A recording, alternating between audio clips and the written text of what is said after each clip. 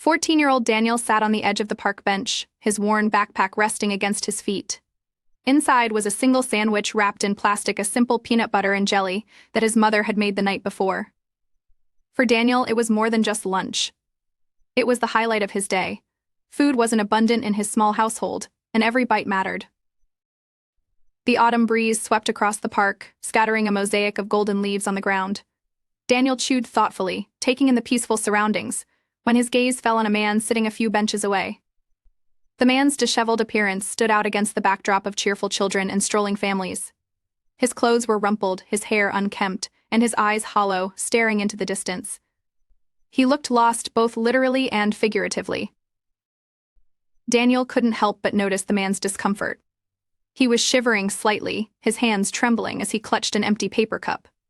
People walked past him without a glance, and the man didn't seem to expect any different. Something about the scene tugged at Daniel's heart.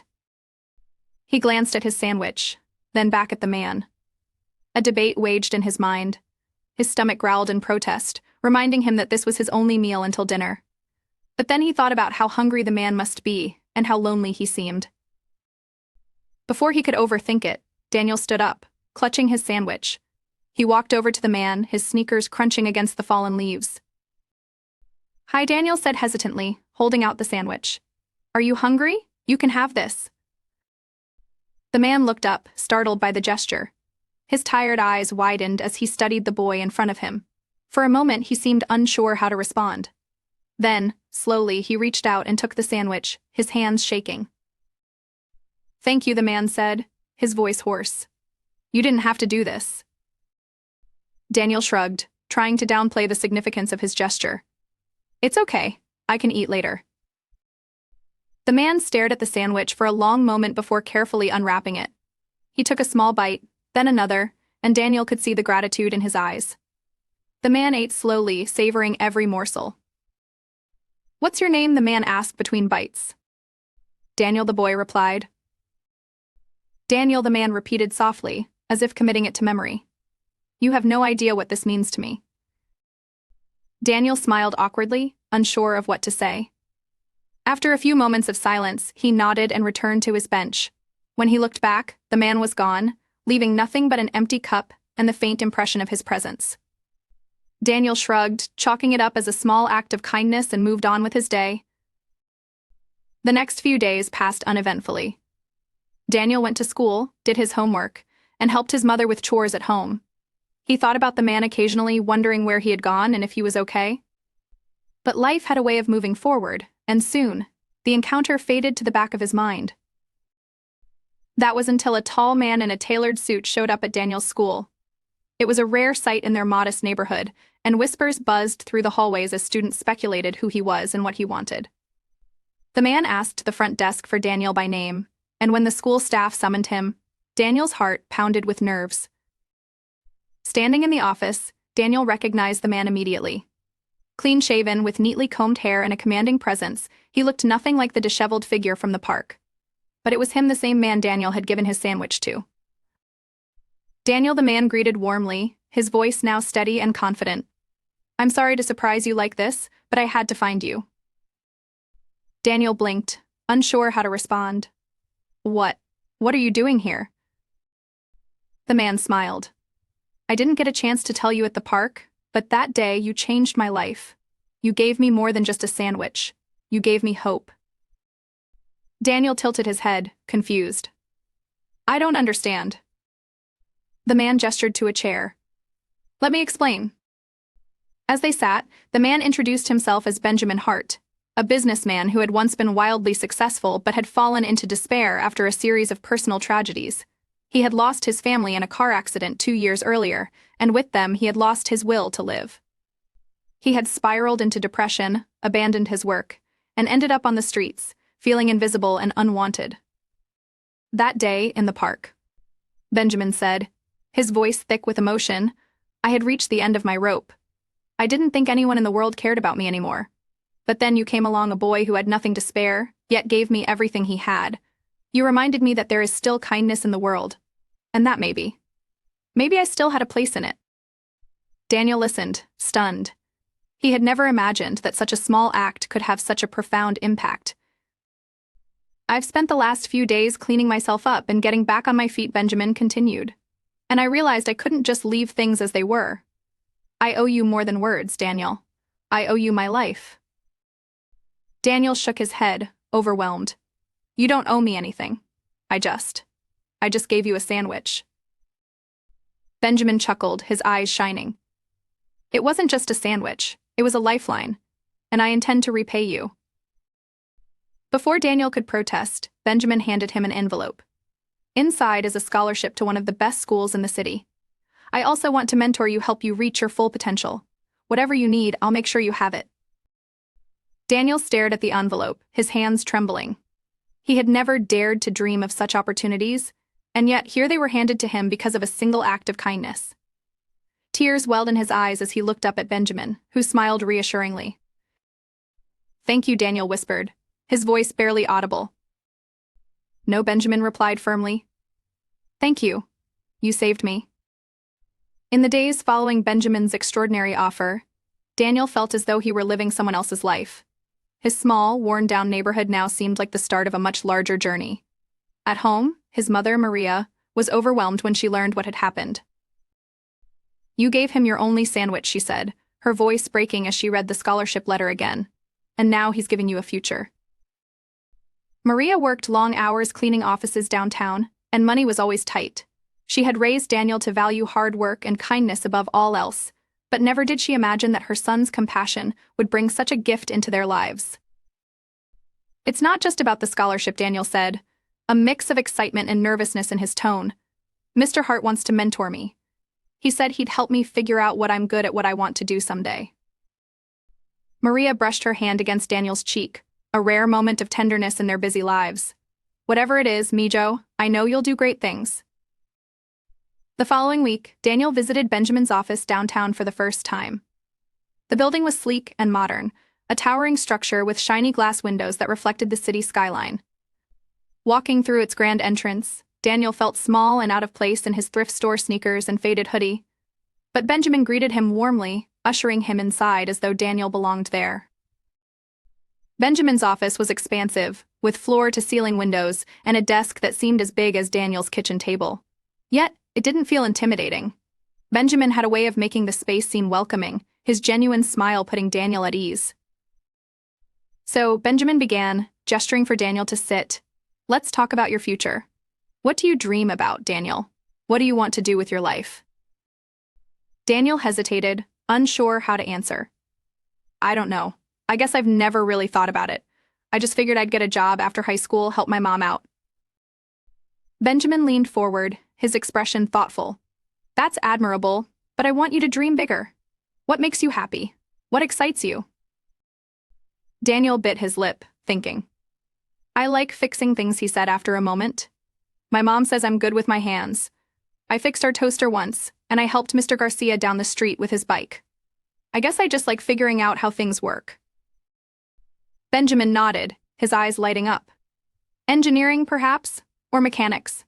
You have a curious mind, Daniel. That's a gift." For the next hour, they talked about Daniel's interests and strengths, with Benjamin sharing stories of his own journey in business. He encouraged Daniel to embrace every opportunity and promised to be there every step of the way. By the time Daniel left the office, he felt something he hadn't experienced in a long time: hope. Over the next few months, Daniel's life transformed in ways he could hardly believe. The scholarship allowed him to transfer to Westfield Academy, a prestigious private school with resources he never dreamed of. At first, he felt out of place among the students, many of whom came from wealthy families. They wore designer clothes and carried the latest gadgets, while Daniel's hand-me-down backpack and scuffed shoes marked him as different. But Daniel soon realized that his determination and work ethic set him apart in another way. His teachers noticed his curiosity and drive, and his classmates began to respect his willingness to help others, whether it was tutoring in math or fixing a broken locker. Benjamin stayed true to his promise, meeting with Daniel regularly to mentor him. They would discuss Daniel's classes, his plans for the future, and the challenges he faced at school.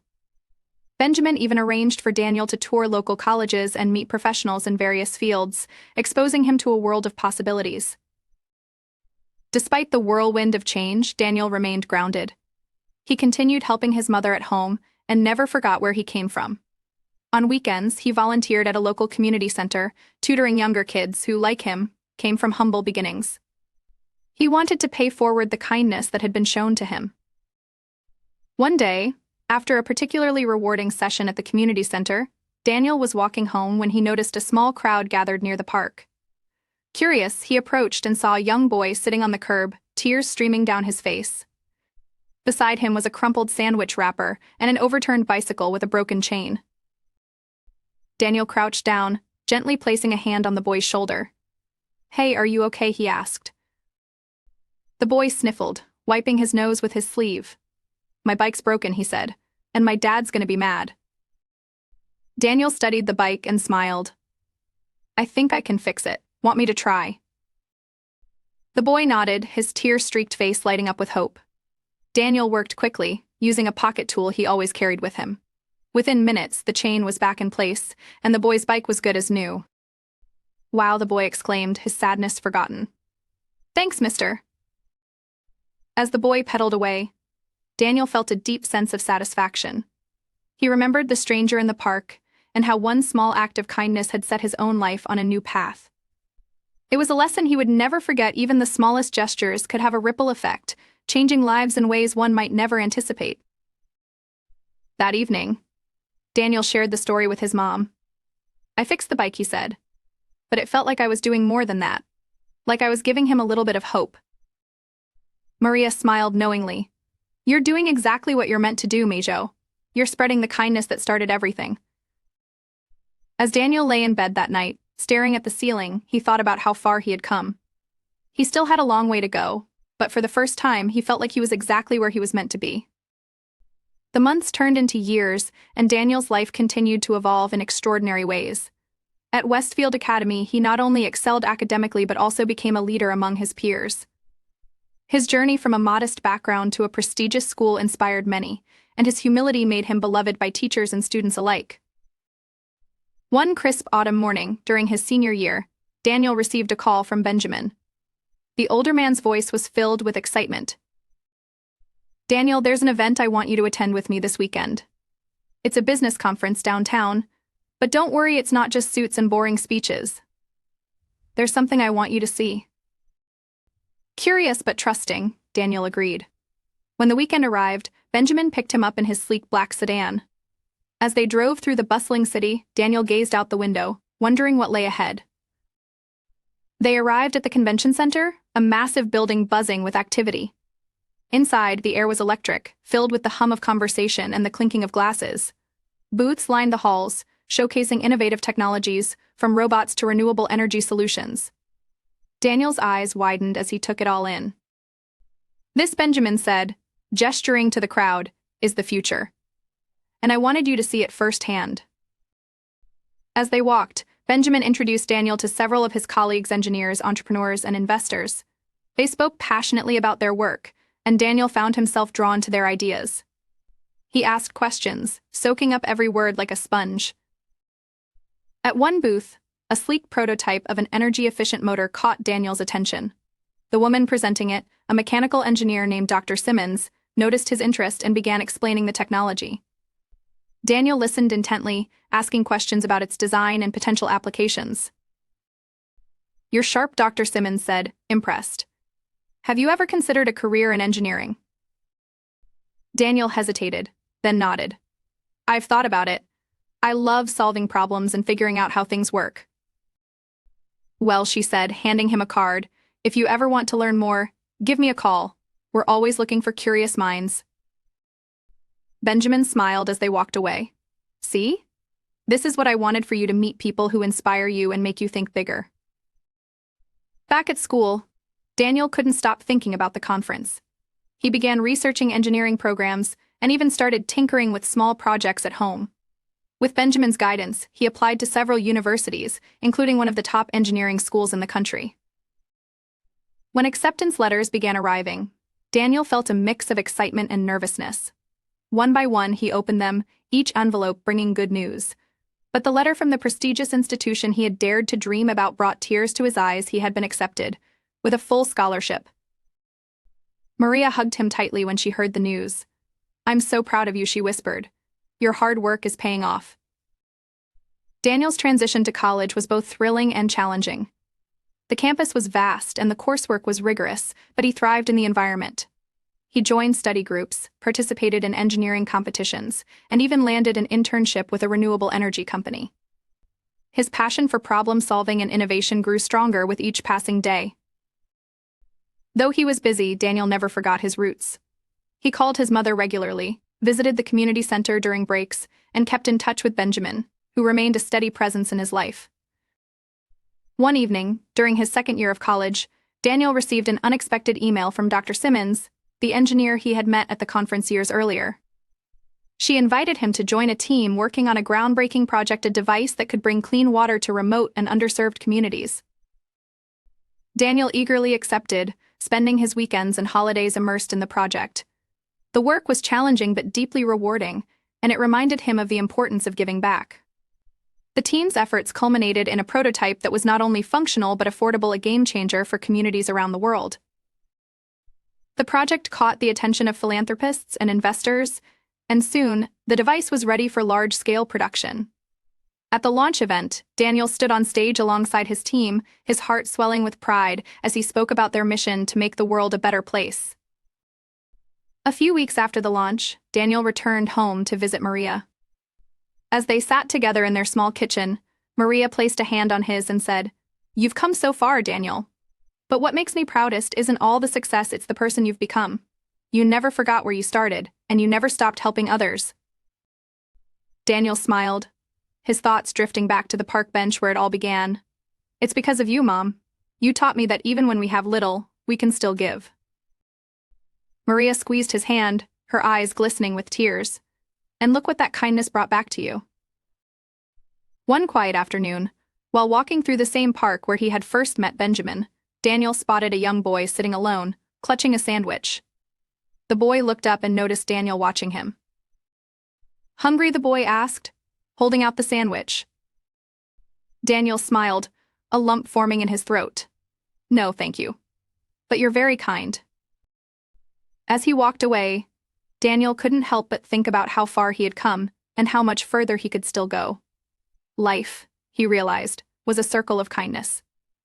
And though his journey had taken him to incredible heights, it always came back to the simple act that started it all, sharing a sandwich with a stranger. Daniel's career blossomed as he continued his work with the Clean Water Initiative. The project expanded globally, providing sustainable solutions to communities that had long been overlooked. Daniel became a sought-after engineer and advocate, recognized for his innovative designs and his commitment to making the world a better place. But no matter how much his life changed, he remained grounded in the values that his mother and his humble beginnings had instilled in him. Every milestone reminded him of the simple act of kindness that had set everything in motion. It wasn't about fame or success, it was about creating ripples of hope and positivity in the world. One day, while attending an international summit on sustainable development, Daniel was invited to speak about his journey. Standing in front of an audience of world leaders, innovators, and philanthropists, he felt a wave of emotion. As he looked out over the crowd, his mind wandered back to that pivotal day in the park. "Kindness is powerful," Daniel began, his voice steady yet filled with emotion. "It doesn't require wealth, status, or resources, just a willingness to see another person's humanity and to act on it. My story isn't about what I've achieved. It's about what one small, selfless act can do." He went on to share how that single sandwich had not only transformed his own life but had also inspired him to dedicate himself to helping others. He emphasized that everyone had the power to make a difference, no matter how small the gesture might seem. The audience erupted in applause, but Daniel wasn't seeking recognition. He was there to remind others of the lesson he had learned firsthand: compassion could change the world. After the summit, Daniel returned to his roots, visiting the community center where he had once volunteered. To his surprise, Benjamin was waiting for him. Though the years had added a touch of gray to his hair, Benjamin's eyes were as kind and sharp as ever. "You've made me proud," Benjamin said, clasping his shoulder. "I always knew you'd do great things, but you've exceeded even my wildest expectations." Daniel smiled. "I couldn't have done it without you. You gave me a chance when I needed it most." Benjamin shook his head. "No, Daniel. You gave me a chance first. I was a broken man, and your kindness gave me a reason to believe in humanity again. Everything that's happened since your success, your impact, it all started with your heart. The two men shared a quiet moment of gratitude, their bond stronger than ever. Years later, Daniel found himself back at the park on a crisp autumn day, this time with his own young son. They sat on a bench, watching as children played and families strolled by. Daniel's son, a curious and bright-eyed boy named Mateo, held a sandwich in his small hands. "Daddy," Mateo said, looking up at him, "why are we here?" Daniel smiled, the cool breeze carrying memories with it. "Because this park is special. It's where I learned that one small act can change everything." Mateo tilted his head, confused but intrigued. "Like what?" "Like sharing your sandwich with someone who needs it more," Daniel said. "It may not seem like much, but sometimes it can be the start of something amazing." As they sat together, a man approached, looking disheveled and weary. Daniel's heart skipped a beat as he recognized the familiar look in the man's eyes, a mixture of despair and longing. Without hesitation, Mateo held out his sandwich. "Here," he said, "you can have this." The man hesitated, then accepted the sandwich with a grateful smile. "Thank you," he said softly, his voice trembling. As the man walked away, Daniel felt a deep sense of pride and peace. He saw in Mateo the same kindness that had once defined his own life. Life had come full circle, and Daniel knew that the ripples of compassion would continue, spreading far beyond anything he could imagine. For in every small act of kindness, there was the potential to create a brighter, better world.